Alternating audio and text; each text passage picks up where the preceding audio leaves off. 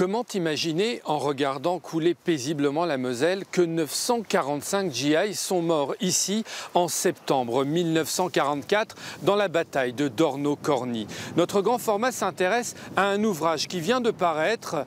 Y sont retracées les grandes batailles qui ont ensanglanté le sol mosellan entre 1870 et 1944. Un long fleuve tranquille qui devient un enfer. Une passerelle qui se transforme soudain en tombeau. Raconter la guerre, les guerres et en saisir toute l'horreur. Ils sont auteurs, dessinateurs ou coloristes et leur travail a d'abord commencé sur les lieux mêmes des batailles dont la Moselle fut le théâtre. Dorno-Corny, bien sûr, Morhange, Gravelotte, 3 batailles, 3 conflits, 3 folies, racontées dans un seul et même livre. C'est important pour le dessinateur que vous êtes de sentir ces éclats d'obus, ces traces. Oui, mais c'est très important parce que c'est là où on se rend compte vraiment la réalité de l'histoire. Parce que bon, les livres, on apprend beaucoup avec des livres, mais quand on est sur place, on réalise, c'est bête à dire, mais on réalise la souffrance, la violence des combats. À Gravelotte, le mémorial construit par les Allemands pour leurs soldats tombés en 1870 fut pilonné par les Américains en 1944, peut-être le symbole de toutes ces guerres qui traversèrent la Moselle. Je le dis souvent, la géographie fait souvent l'histoire.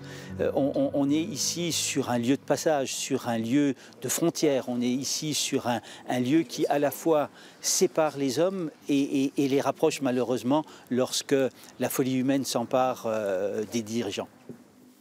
Au travail de terrain s'ajoutent de longs mois à compulser les innombrables archives du musée de Gravelotte. Car cette bande dessinée est d'abord un livre d'histoire. Il faut le temps de trouver ce qu'on veut exactement illustrer. Et ici, il y a des centaines et des centaines de livres. Donc on est obligé de faire une synthèse de ce qu'on retient. Et le choix, il n'est pas facile en fait. Dans le musée, toujours, une exposition prolongée jusqu'à l'année prochaine revient d'une façon saisissante sur l'une des batailles évoquées dans le livre. Dorno-Corny ou 60 heures en enfer.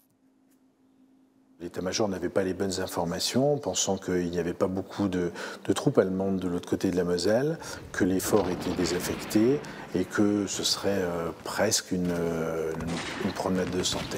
Or, il en a été tout autre et en 60 heures, sur 1103 hommes, il y a 945 tués ou portés disparus. Alors oui, pour tous ces soldats tombés à Dorno-Corny en septembre 1944, à Morhange en août 1914, ou à Gravelotte en août 1870, un livre existe désormais, un livre dont la distribution est prévue bien au-delà de la Moselle, dans tout l'espace de la francophonie.